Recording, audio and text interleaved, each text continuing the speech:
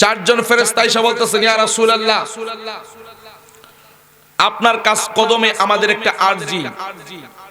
কয় ঠিক আছে বলো।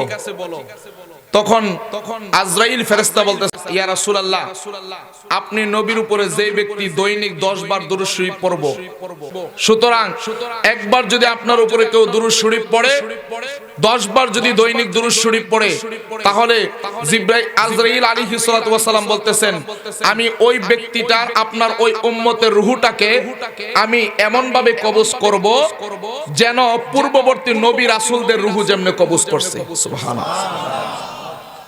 পূর্ববর্তী নবী রাসূলদের রূহ কি আজরাইলকে কষ্ট দিয়ে কবজ করছে? নবীদের রূহ কি কষ্ট দিয়ে কবজ করছে? রাসূলদের রূহ কি কষ্ট দিয়ে কবজ করছে? আজরাইল কয়, যেই ব্যক্তি নবীর উপরে 10 বার দুরূদ পড়ব, আমি তাকে পূর্ববর্তী নবী রাসূলগণের রূহ যেভাবে কবজ করছি, আমি আজরাইল সেইভাবে আমি কবজ করব। বলেন সুবহানাল্লাহ। ইসরাফিল ফেরেশতা বলে, ইয়া রাসূলুল্লাহ, আপনি নবীর উপরে যদি কেউ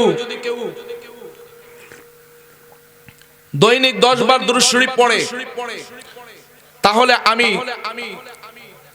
কাল হাসরের ময়দানে আল্লাহ পাকের দরবারে সিজদায় পড়ে আমি সেই উম্মতের জন্য গুনাহ মাফ চাইব। সুবহানাল্লাহ। আস্তে কইলেন বুঝি, আরো জোরে বলেন সুবহানাল্লাহ।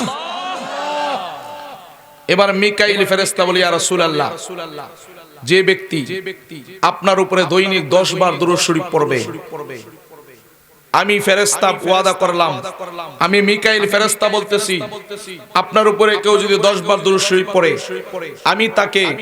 আমি তাকে ফুল সিরাতের পুল বিজলির গতিতে পার করায় দেব।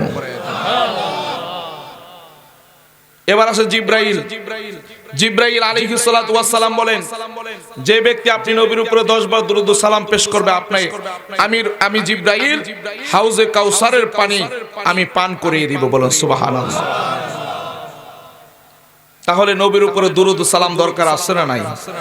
আরো জোরে বলেন আছে না নাই?